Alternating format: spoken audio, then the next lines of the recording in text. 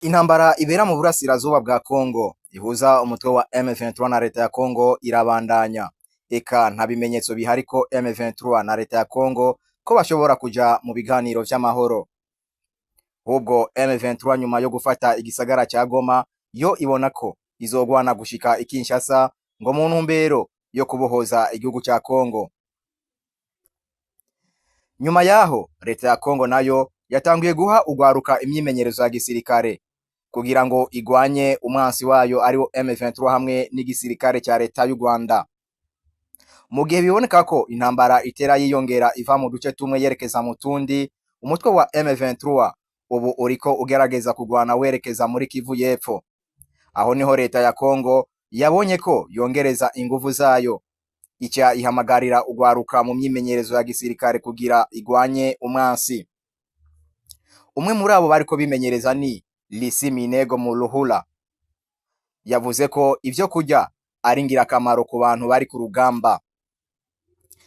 Ibifungurwa bikunze kuvugwa ko iyo umuntu atariye ataba afise inguvu zo gukora. Batuzaniye ibifungurwa kugira bizodufashe kugwanira igihugu cacu, kuko tudafise ibifungurwa nta nguvu tworonka zo guhangana n'umwansi wacu. Kuwa gatandatu w'indwi iheze niho ugwaruka rwigwijemwo abambaye impuzu z'abene gihugu bagaragaye ku kibuga cy'umupira bavuga ko biteguye guhangana n'umutwe witwaje ibigwanisho, ngo uretse kumena amaraso biteguriye no gupfira igihugu cabo. Uwo gwaruka rumenyerezwa n'umugabo yambaye impuzu za gisivile, ibitera amakenga ko iyo myimenyerezo bahabwa yoba ariyo ku rugero rwo guhangana n'umutwe wa M23 wari usanzwe uhangana n'igisirikare cy'igihugu ca Kongo, ukongera ukigarura igice ca Kivu ya ruguru. Umwe mu bamenyereza agira ati: tumaze imisi 3 tumenyereza bagenzi bacu bashobora gukora imyimenyerezo yose tubahaye. Hariho gusimba, hariho n'ibindi dukora, ariko tudashobora kuvugira hano kugira abansi bacu ntibamenye amabanga yacu, kuko aribo tugiye guhangana nabo. Gusa nashaka kubabwira urugwaruka ruri hano rwaramenyerejwe neza, rurahabwa imyimenyerezo ikwiye. Twiteze guhangana n'umwansi ku rugamba. Igitero ca M23 kimaze imyaka n'iyindi nico gitero ca mbere kibangamiye akarere k'uburasirazuba bwa Republika Iharanira Demokarasi ya Kongo, kamaze hafi imyaka kaberamwo intambara zidahera kubera imitwe myinshi yitwaje ibigwanisho iri muri ako gace. Inyuma y'imyaka 30 iheze, abantu bashika imiliyoni 3 barapfuye kubera intambara zibera muri ako gace.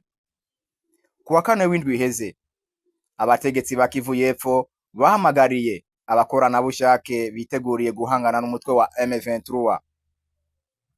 Uyu ni Christophe Halich Lakarura, nawe yabonye ko akwiye kugwanira igihugu nk'abagenzi we.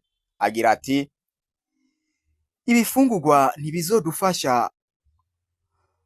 ntibizodufasha kuduha inguvu zaho tugiye kugwana, kuko intambara isaba gukoresha inguvu zose, haba mu nda no mu nguvu.